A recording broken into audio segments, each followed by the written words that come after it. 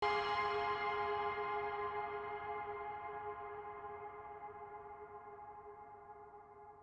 ahli dari Stasiun Geofisika Kelas 2 BMKG Pasuruan, Jawa Timur mengungkap hasil analisis penyebab bunyi dentuman yang menggegerkan warga di Desa Moncek Tengah, Kecamatan Lenteng, Kabupaten Sumeneb. Data awal didapat dari alat pendeteksi getaran atau seismograf yang dipasang tim sejak Minggu dan Senin. Alat tersebut dilepas karena tidak ditemukan getaran atau bunyi apapun di lokasi.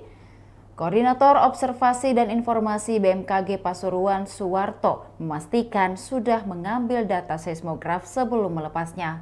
Dari data yang didapat, tim memfokuskan pada arah geologinya, yakni analisis batuan di kawasan Dusun Tengah.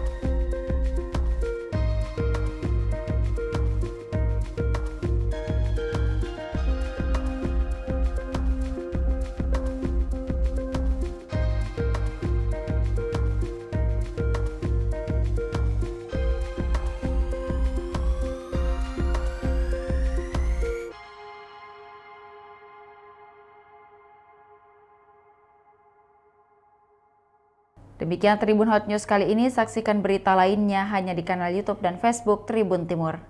Terima kasih sudah nonton, jangan lupa like, subscribe, dan share ya!